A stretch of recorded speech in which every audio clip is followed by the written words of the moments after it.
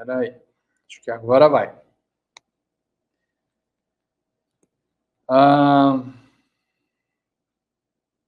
Peraí, acho que agora vai. Agora sim. Muito bom, muito obrigado a todos que nos acompanham em mais uma oração do meio-dia, né? A nossa campanha Ore ao Meio-Dia pelo Brasil. Estamos aí numa campanha nacional de oração e já temos aqui alguns estados representados, né? A irmã Marli, que é de Cerro Azul, obrigado, irmã Marli, por compartilhar o link. Ela é da igreja de Cerro Azul, no Paraná, né? Temos aí o estado do Paraná. A irmã Inês também é de Curitiba, também no Paraná, né? Pai seja convosco. A irmã Maria de Fátima é de São Paulo. Pai seja com todos os irmãos, todos que aderiram a esse projeto de oração pelo Brasil, que Deus tenha misericórdia da nação. Amém, irmã Fátima. Obrigado, viu? Então temos São Paulo e Paraná. A irmã Ana Maria, aqui de Rio Preto, Pai seja convosco, irmãos, o Brasil é do Senhor Jesus. Amém. A irmã Odete, Pai seja convosco, oremos com fé e esperança pelo Brasil, também de Rio Preto. Ana Lúcia, também de Rio Preto, Pai seja convosco, irmãos, Deus salve o Brasil. E a nossa irmã Yara, lá de Salvador, pais, amados irmãos, vamos persistir porque Deus está respondendo nossas orações. Creiam. Amém, irmã. Estamos firmes na fé.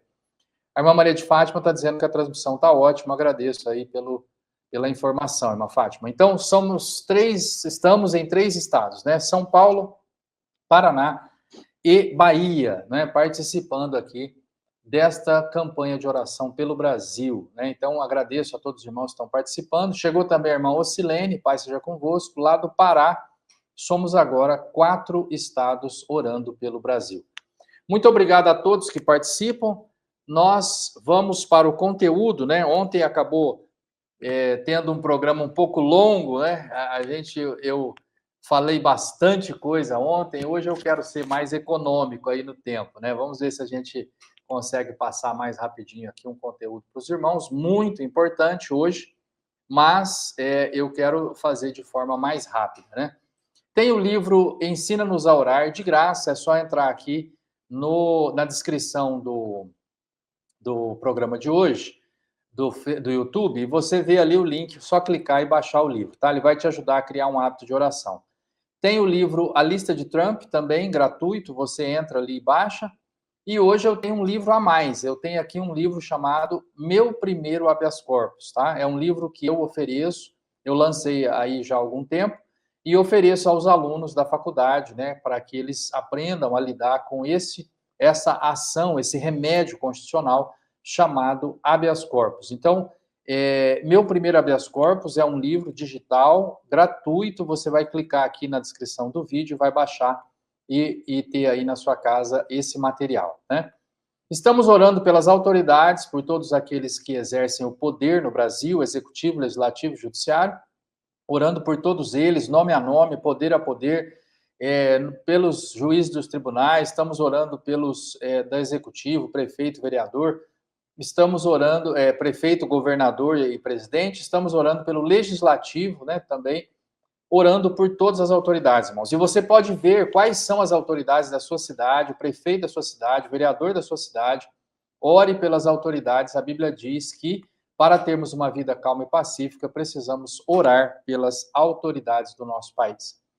E também diz que se nós orarmos ao Senhor, Ele vai ouvir dos altos céus, perdoar os pecados e sarar a nossa terra. Temos esta confiança, irmãos. Chegou aqui a irmã Laíde, do Mato Grosso, Pai seja convosco, irmãos, amém. Então, estamos agora em 5 estados, e o irmão Emerson também lá do Pará. Eu também estou, pastor, acompanhando, Pai seja convosco, amém, irmão Emerson, bem-vindo. Muito obrigado a todos. Agora, 5 estados orando pelo Brasil. Irmãos, ontem nós tivemos um programa assim um pouco mais longo, né, do que o normal. Eu acabei explicando várias questões aqui para os irmãos. E hoje eu só vou dar uma recapitulada aqui para a gente avançar, né? Então, ontem eu mostrei para os irmãos que nós temos os recursos para lidar com esse problema. Estamos numa guerra, né? Já falei para os irmãos, estamos vivendo uma guerra, estamos numa guerra ideológica, uma guerra comercial, uma guerra tarifária. O Brasil está em guerra, irmãos, e o nosso vizinho aqui, a Venezuela, está cercado de navios norte-americanos. Nós estamos vivendo a guerra, irmãos. O Nepal está numa ebulição, com uma revolta popular lá no país. totalmente inusitada lá, né? Eles queimaram os órgãos públicos, queimaram a rede de televisão, que era favorável ao governo, botaram fogo em tudo lá, irmãos, e deram surra nas autoridades lá no meio da rua.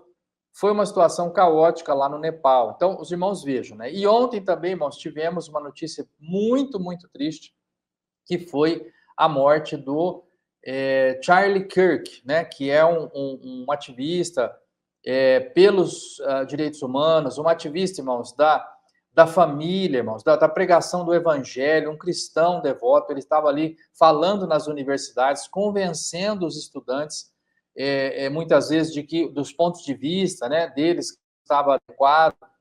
Irmãos, era uma pessoa, inclusive eu soube, agora hoje eu soube, conversando no grupo de pastores aqui da Igreja de Deus, de Merídia, e os pastores dizendo, o pastor Steve Boone me falou, e eu não sabia, que o Charlie Kirk era sabatista, irmãos, que ele tem um depoimento dele dizendo que ele guardava o sábado às 24 horas, de sexta-feira o pôr do sol até o pôr do sol de sábado, dizendo o quanto isso foi bênção para a família dele, também um sabatista, irmão. Foi morto ontem num atentado brutal, irmãos, uma coisa totalmente selvagem, irmão. Um atirador deu um tiro lá e matou esse ativista norte-americano. Ele estava na Universidade de Utah, no estado de Utah, ali, fazendo uma palestra para os estudantes, respondendo perguntas, batendo papo, irmãos, e foi alvejado por um tiro.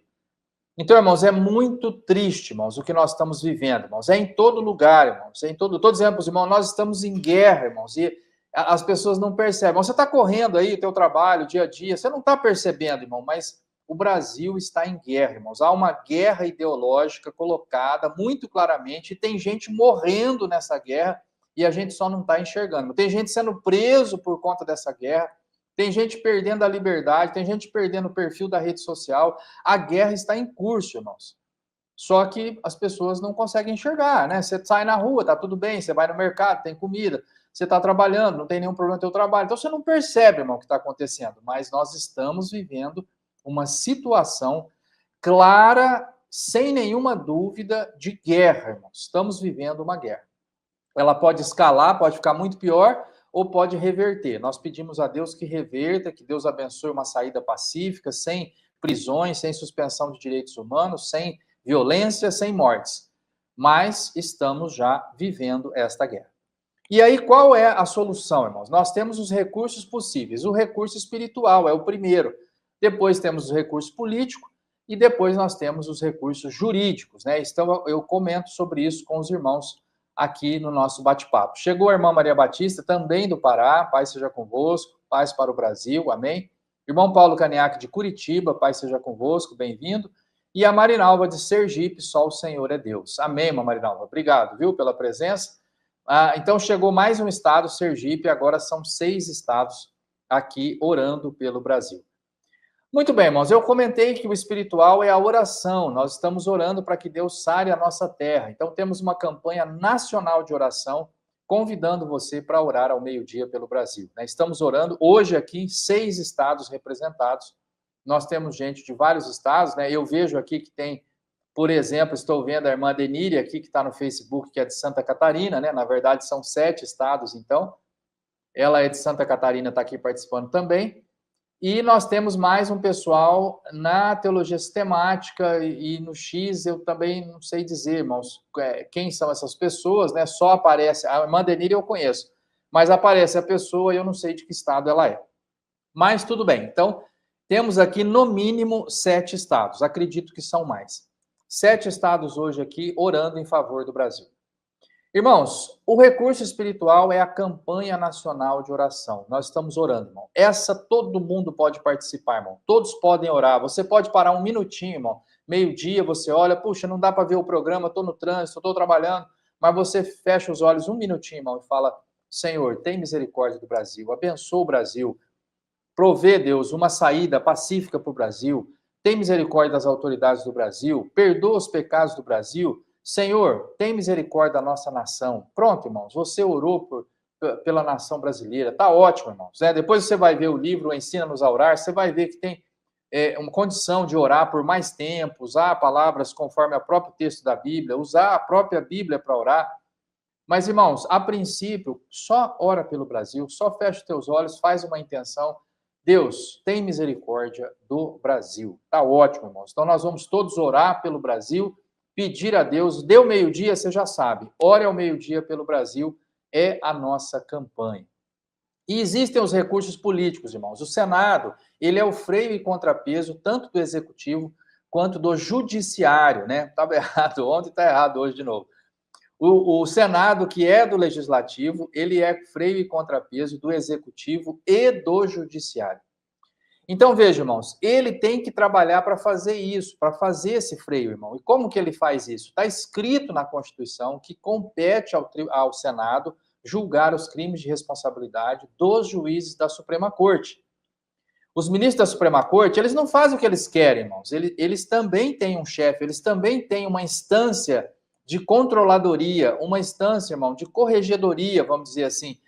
O ministro está lá, tem todo o poder, faz o que ele quiser? Não, se ele fizer alguma coisa errada, tem quem supervisione o trabalho dele. E esse supervisor, esse corregedor do trabalho do Supremo é o Senado. Porque se um ministro do Supremo cometer um crime de responsabilidade, compete ao Senado julgar, assim como compete julgar o presidente da República. E o Senado é que processou o presidente Collor e cassou o mandato dele com impeachment, e também que processou a presidente Dilma, que foi também, sofreu aí o processo de impeachment, irmãos. Então, ao Senado, o Senado compete fazer isso. E da mesma forma como cassou 2 presidentes do Brasil, pode cassar um ministro da Suprema Corte. Compete ao Senado. Mas o Senado está fazendo esse trabalho? O Senado está preocupado com essa questão? Talvez não. Então, irmãos, nós estamos orando pelos senadores, cobrando a atuação dos parlamentares, não só senadores, como deputados federais.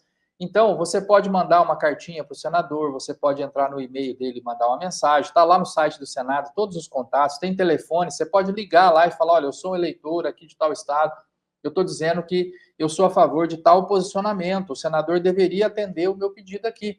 Você vai se surpreender com a atenção que você vai receber, irmãos. Pouca gente cobra o senador, pouca gente vai lá e fala, olha, isso aqui está errado, não pode ser assim, o senhor deveria votar diferente, o senhor é senador do meu estado, votei no senhor na última eleição. Então, a gente teria que ter essa postura, irmão, de cobrar as pessoas. E, no mínimo, então, orar por eles. Então, tem aqui na descrição do vídeo um arquivo com os 81 senadores do Brasil, atualizada, estado por estado, região por região. Então, você pode baixar esse arquivo e orar pelos senadores do seu estado, orar pelos senadores da sua região. Que Deus abençoe o trabalho dos senadores. Muito bem, ainda tem o recurso político da anistia. Estão trabalhando lá para falar de anistia. Então, vamos ver se isso vai prosperar, se é um caminho. Está lá trabalhando já nisso. E dentro do campo jurídico, nós temos a autocontenção do STF. Irmãos, esse voto do ministro Fux significa a autocontenção do STF. Não tem ninguém para falar não para eles, mas tem eles mesmos. O próprio ministro do STF pode dizer, isso aqui está demais, isso aqui está errado, isso aqui não pode. E aí eles voltam atrás na decisão, irmãos. Está ótimo, é a autocontenção do STF. Estamos orando para que isso aconteça. Teve uma irmã que falou aqui, Deus está ouvindo as orações, né? Deixa eu ver quem que foi aqui. A irmã Yara, né? A Ana Lúcia está me lembrando que a irmã Yara falou, olha, Deus está respondendo às nossas orações, creiam. Nós cremos, irmã Yara, cremos nisso. Quem sabe o voto do ministro Fux já é resposta de oração. Nós cremos nisso. Porque, irmãos, na sexta-feira ele votou não no meu pedido e estava dizendo as mesmas coisas, estava dizendo que o processo é nulo, que não podia o juiz investigar, que não podia... Aquilo que ele deu no voto dele ali, dizendo isso aqui está errado, tem que anular, essas pessoas não têm foro privilegiado, não podem ser julgadas pelo STF, tudo isso eu coloquei no meu habeas corpus, e ele mesmo, o próprio Fux, votou não, sexta-feira passada. Hoje, na terça, né, agora na terça, essa semana, ele vem e começa o voto dele dizendo tudo aquilo que estava escrito lá, irmãos. Então, eu creio que é a bênção de Deus, é o trabalhar de Deus, é o mover de Deus ali nos corações, para quem sabe o STF tenha uma atitude de autocontenção e está resolvido o problema, irmãos, né? Porque o próprio STF pode pacificar e retomar a confiança na justiça e tudo mais, porque nesse momento está abalado, né? As pesquisas de opinião aí mostram que a confiança do cidadão no STF baixou demais, né? Muito bem, nós temos os outros recursos jurídicos que são a iniciativa popular, né? A pessoa pode entrar com ação popular, a gente pode entrar com habeas corpus, a gente pode fazer alguma coisa diretamente, né, sem esperar nenhum representante. E, por fim, podem existir medidas de contenção externa, que é o impeachment do Senado, as sanções estrangeiras, como está acontecendo hoje, os Estados Unidos impondo sanções aos ministros da Suprema Corte, e pode haver decisões de tribunais internacionais também, fazendo com que a nossa justiça tenha que acatar aquela situação. Isso já aconteceu no Brasil e em outros países. O Brasil já foi condenado a pagar indenizações, a rever um posicionamento, irmão, que já tinha sido julgado em todas as instâncias no Brasil, mas uma corte internacional, da qual o Brasil faz parte, é signatário, disse, olha, isso aqui foi feito errado e vocês têm que consertar. Entende, irmãos? Então, isso é possível, mas não é isso que a gente quer. Nós gostaríamos que o próprio tribunal fizesse uma atitude aí, pudesse agir no sentido de fazer uma autocontenção, né? É isso que seria o ideal. E vamos aguardar. Muito bem, então hoje eu quero falar com vocês sobre as razões que me levaram a entrar com o pedido de habeas corpus no Supremo, né? Pedido esse que foi negado em março, eu reapresentei em agosto, foi negado de novo, só que em agosto eu recorri e ele foi negado somente pelo ministro Fachin em março, somente pelo ministro Fachin em agosto, e aí eu recorri para que todo o tribunal desse alguma opinião sobre esse habeas corpus. Então, os 11 ministros deram opinião. O ministro Alexandre de Moraes não podia votar porque estava impedido, o pedido de habeas corpus era contra uma decisão dele, então ele não podia votar. Era contra uma decisão também do ministro Dias Toffoli, mas, no meu entendimento, ele também deveria estar impedido, não deveria ter votado, mas votou. E aí, os outros ministros todos seguiram o voto do relator, que era o ministro Fachin, e apenas o ministro André Mendonça é que fez uma ressalva, né? Ele disse, olha, não estou entrando no mérito, não analisei o pedido por completo, só estou dizendo que ele não cabe um pedido de habeas corpus. E aí, entendendo o Supremo, com todos os seus ministros votando, menos o ministro Alexandre de Moraes, que não cabe habeas corpus nesse caso, eles negaram o pedido, sexta-feira passada. Agora, irmãos, na terça eu vejo o voto do ministro Fux e digo, meu Deus, que legal, né? Então, fico feliz de ver que eles estão ali, de alguma forma, dando um passo atrás, né? Pelo menos no voto do ministro Fux, dizendo que não é desse jeito, não pode ser dessa maneira. Então, vou explicar para vocês, irmão, e por que eu dei entrada nesse pedido de habeas corpus, irmão? Porque o habeas corpus, também tivemos uma semana inteira aí falando de habeas corpus, comentando com os irmãos. O habeas corpus ele é uma ação para rever qualquer tipo de prisão. Pode ser feito, irmão, não tem custas, não tem formalidades, não precisa nem ser advogado para entrar com pedido. E qualquer prisão pode ser revista por meio de habeas corpus. E o ministro Zanin, Cristiano Zanin, hoje ministro da Suprema Corte, quando era advogado do presidente Lula, entrou com 408 pedidos de habeas corpus em favor do presidente Lula. E 407 foram negados, até que o 408 foi concedido e o presidente Lula foi solto, foi liberto da prisão. E aí ele depois também recobrou os direitos políticos, se candidatou e agora é o presidente. Então, veja, ele teve 408 chances de provar sua inocência ou de provar que havia uma ilegalidade na sua prisão. E agora, irmãos, eu entendo que também nós deveríamos protocolar muitos pedidos de habeas corpus, mostrando a nossa posição, né? Então, eu mostrei a minha. Eu acho que está errado o que está sendo feito lá. Protocolei um habeas corpus, foi negado. Protocolei outro, foi negado de novo. Recorri. Então, o segundo também foi negado. Aí eu brinquei com os irmãos, né? Só falta 406, né? Então, dos 408 que o ministro Cristiano Zanin entrou, eu entrei com 2 agora, né? Então, a gente tem essa possibilidade, irmãos, e eu estou, inclusive, mostrando o livro aqui, dizendo que você mesmo, cidadão comum, pode entrar com habeas corpus, questionando o que está acontecendo lá. Mas aí você vai dizer, eu vou questionar o quê? Então, hoje eu vou te mostrar. O que você vai questionar? Eu questionei isso. Eu questionei, irmãos, que o inquérito não pode ser aberto pelo juiz. Por quê, irmãos? Porque quem abre inquérito é o delegado de polícia ou o promotor, irmãos. São eles que vão, a polícia judiciária ou o Ministério Público é que estão habilitados a abrir o inquérito policial, ou o inquérito, ou o procedimento pré-processual, chamado de inquérito, que vai fazer as investigações. Irmãos, o juiz não pode investigar. Se ele estiver investigando, irmão, então ele tem interesse na investigação, ele determina uma medida de bloqueio, de investigação, e aquilo, irmão, vai convencendo ele da culpa. Depois, como que ele vai julgar de forma imparcial? Não tem como, irmãos. Inclusive, nós temos já aprovado uma lei que está suspensa aí, a efetividade dela por conta dos limites aí da justiça, de não ter juiz suficiente para isso, mas nós já temos uma lei chamada de juiz de garantias.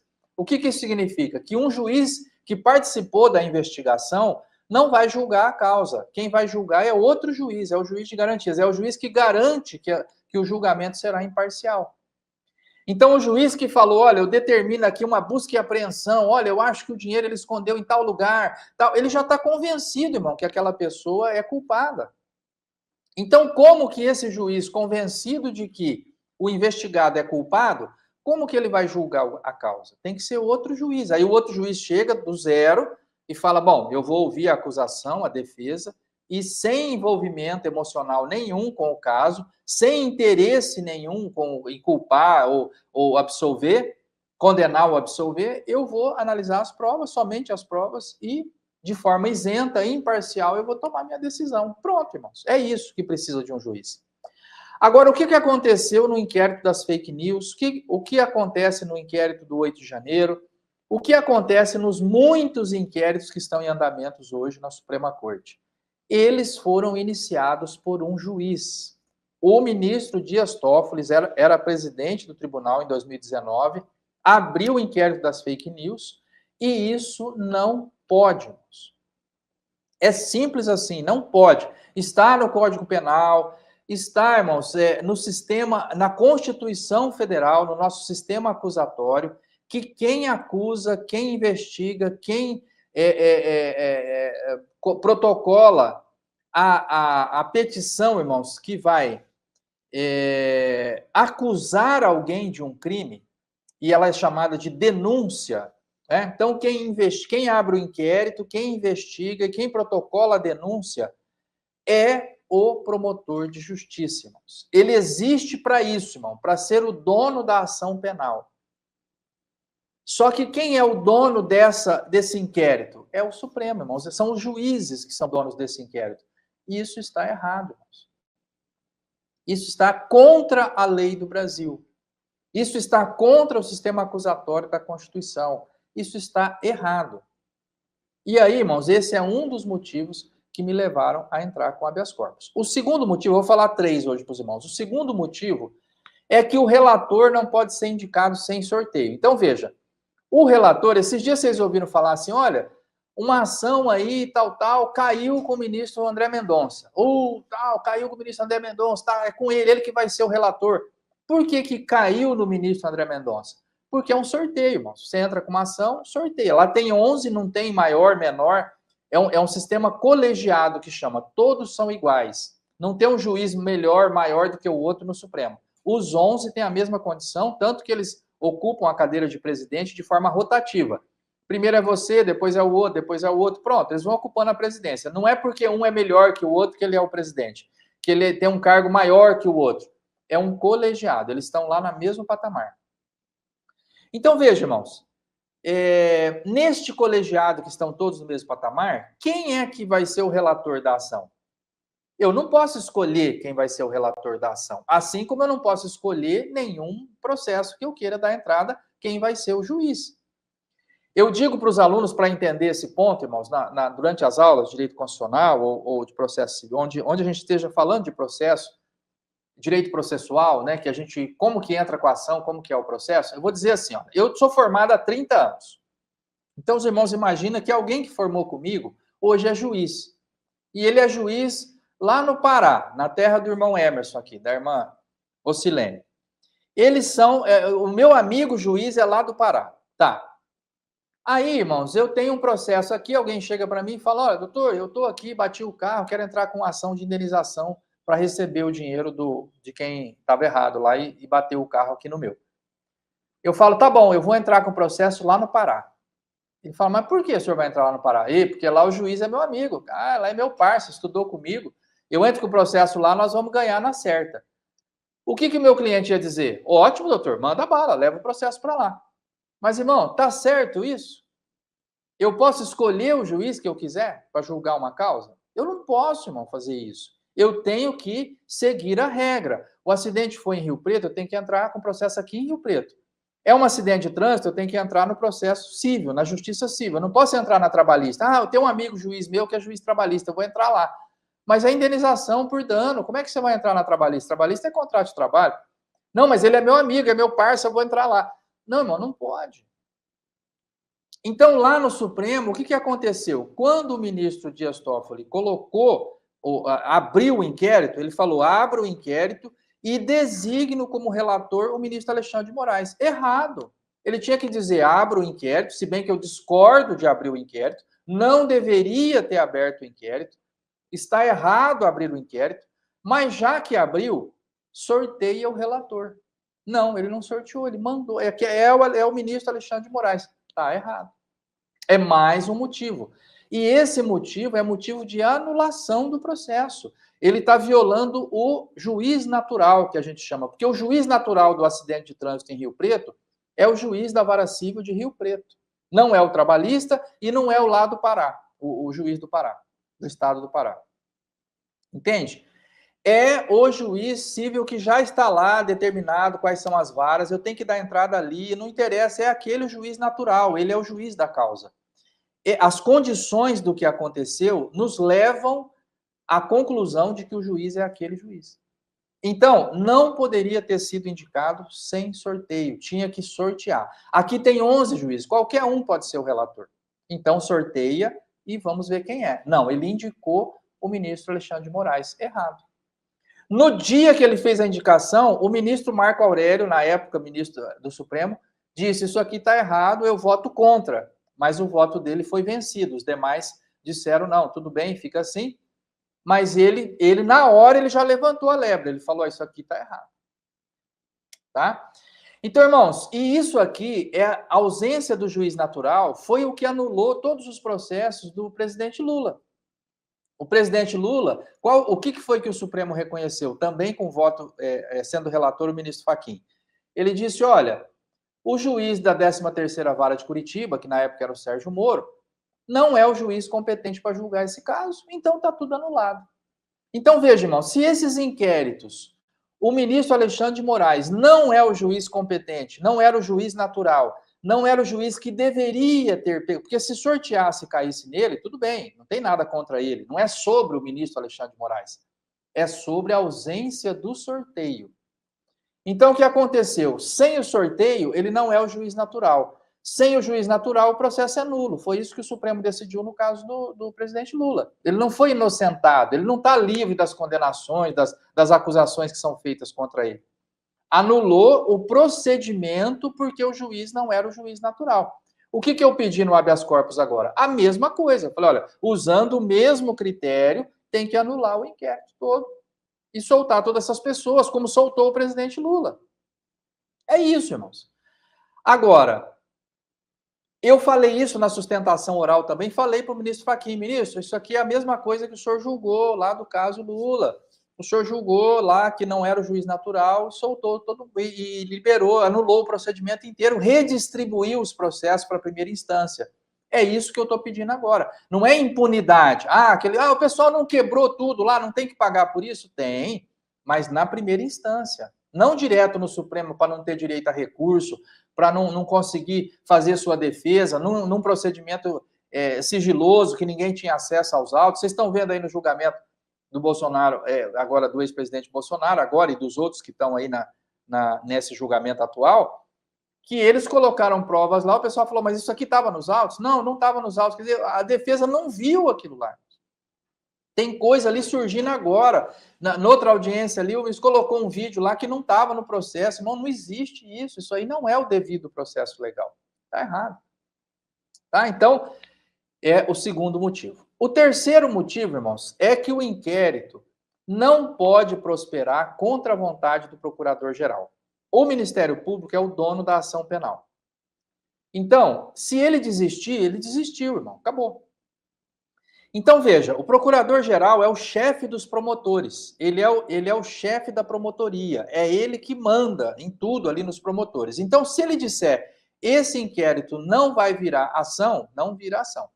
Se ele disser, já protocolamos a ação, mas nós vamos desistir, desiste da ação, irmão, porque ele é o dono da ação. Para você entender isso, eu vou te explicar o seguinte. Imagina um casal que entrou com divórcio. O marido entrou com divórcio, a mulher respondeu, tá lá um divórcio litigioso, já faz 6 meses o processo está andando. Tá. Aí o casal entra em acordo. Eles falam, não, chega de divórcio, nós vamos desistir do divórcio, nós vamos fazer uma segunda lua de mel, vamos viajar para a Europa, nós estamos de volta como um casal, tá tudo certo. Aí fala para o advogado, olha, entra com um pedido lá para desistir do processo. O advogado faz o pedido, olha, o casal se reconciliou, estamos pedindo baixa no processo. Aí o juiz vem e fala, não, senhor, vocês vão separar. Quem mandou vocês entrar com o processo aqui? Agora vocês vão separar na marra. Os irmãos acham que tem como existir isso, irmão? Isso não existe, irmão. O juiz, ele não manda no processo. O processo é da parte. A parte entrou em acordo, não quer mais, acabou o processo, irmão. Então, o que aconteceu aqui no inquérito das fake news? Em março de 2019, o ministro Dias Toffoli abriu. Eu entendo que não devia ter aberto o inquérito. Aí ele nomeou o ministro Alexandre de Moraes como relator. Eu entendo que não devia ter nomeado o ministro Alexandre de Moraes como relator sem o sorteio. Errado. Aí, em abril, no mês seguinte, a Procuradora-Geral de Justiça, chamada Raquel Dodge, na época, pediu o arquivamento do inquérito. Falou, isso aqui é ilegal, é inconstitucional, não podia ter aberto, o juiz não abre inquérito, fez a designação do relator sem sorteio, quem manda nas investigações é o Ministério Público, se vocês abrirem isso aí sem a participação do Ministério Público, está tudo errado, arquiva. Sabe o que aconteceu, irmãos? Isso foi dia 17 de abril de 2019. Sabe o que aconteceu nesse dia, irmão? No mesmo dia, ela pediu o arquivamento de manhã, o ministro Alexandre de Moraes negou à tarde, no mesmo dia. Acabou. E continuou investigando. Irmãos, isso é totalmente ilegal, é totalmente proibido o juiz fazer isso. O juiz não tem poder para fazer isso. Eu mostrei no meu pedido a jurisprudência, a doutrina. 9 doutrinadores eu coloquei na petição. Esse doutrinador, que é um estudioso do direito, um professor doutor da Universidade Federal, da PUC, da USP em São Paulo, 9 doutrinadores eu coloquei lá. Um diz assim, o juiz não tem poderes para prosseguir o inquérito contra a vontade do procurador-geral.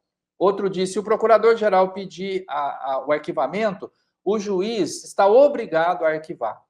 Outro diz, se o procurador-geral pediu o arquivamento, o juiz, se o promotor pediu o arquivamento, o juiz pode recorrer ao procurador-geral. Mas o procurador-geral dizendo que vai arquivar, acabou a conversa, porque o procurador-geral tem a última palavra. E assim vai, irmãos.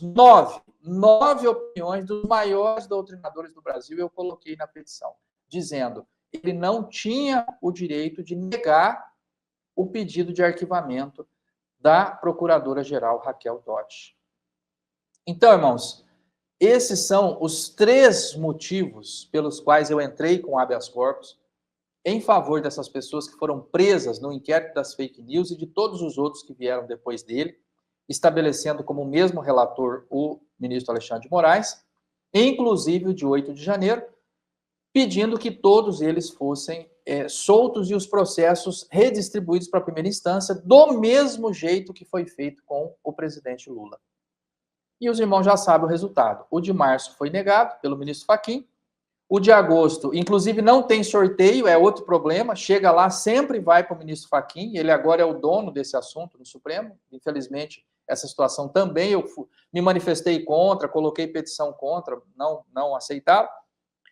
Mas, no fim, ele recusou, eu recorri, e todos os ministros votaram, e todos votaram de que não cabe habeas corpus, que é outra conversa. Se cabe ou não cabe habeas corpus, é um assunto para amanhã, que eu vou discutir com os irmãos também, que eu também entendo que cabe habeas corpus, eles estão dizendo que não. Mas, no mérito, para entender por que eu pedi o habeas corpus, são esses 3 motivos, irmão. Então, eu vou deixar aqui agora para você esse resumo. O inquérito não pode ser aberto por juiz, foi por isso que eu pedi o habeas corpus. O relator não pode ser indicado sem sorteio, é um segundo motivo.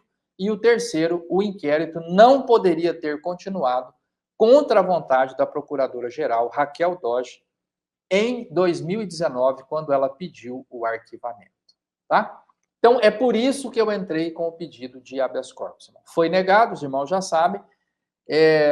Acredito que eu ainda vou entrar com outro, mais algum tempo, talvez usando agora os argumentos do ministro Fux, né, como divergência. Eu acho que vai ser muito bom, então vou esperar os outros votos agora, da ministra Carmen Lúcia, do ministro Flávio Dino.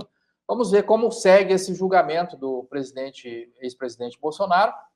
Mas os argumentos que o ministro Fux usou ontem já são bem alinhados com o que eu tinha pedido anteriormente, e a gente vai, desse jeito, buscando, irmãos, a solução jurídica, tá? Então, estou explicando para os irmãos, a solução espiritual é a campanha de oração, a solução política é o Senado, é a anistia, é outros caminhos que não estão no meu poder, na minha capacidade de atuar, porque isso é coisa dos políticos, eu não sou eleito a nada, não ocupo nenhum cargo de poder, e do jurídico, que é um campo que aí sim eu posso falar, né? Eu tenho autoridade para falar desse campo, eu sou formado em Direito há mais de 30 anos, eu sou professor de Direito Constitucional, eu acho que eu tenho opinião para falar sobre isso, e aí entrei com essas medidas que foram, até o momento, negadas. Então, é isso que eu quero explicar para os irmãos, para que os irmãos entendam. Mas por que o pastor Samuel está com essa história? Né? Mas ele não é pastor, por que ele não vai orar em vez de ficar fazendo isso aí? Então, irmãos, eu estou orando. Mas eu também tenho a via jurídica que eu posso usar, que é a minha profissão, é o meu dia a dia, e eu estou usando, irmãos. Se eu fosse político, senador, eu estaria tentando a via política, mas não é o caso. Então, eu estou tentando tudo que está ao meu alcance para buscar, irmãos, que se faça justiça e que essas pessoas, irmão, respondam no foro adequado, na primeira instância, tenha direito ao contraditório, à ampla defesa, a fazer recurso. O presidente Lula, irmãos, teve o direito de 408 habeas corpus. Então, na minha manifestação oral, na sustentação oral, eu falei para o ministro Zanin, para o ministro Cristiano Zanin, o seguinte: ministro, o seu cliente teve direito a 400 habeas corpus, a Débora não tem direito a um. Umzinho, ela não tem direito, né? Porque vocês não aceitam um habeas corpus, então alguma coisa está errada, não pode ser desse jeito, né? Mas o cabimento ou não de habeas corpus é uma conversa para amanhã, a gente vai bater um papo.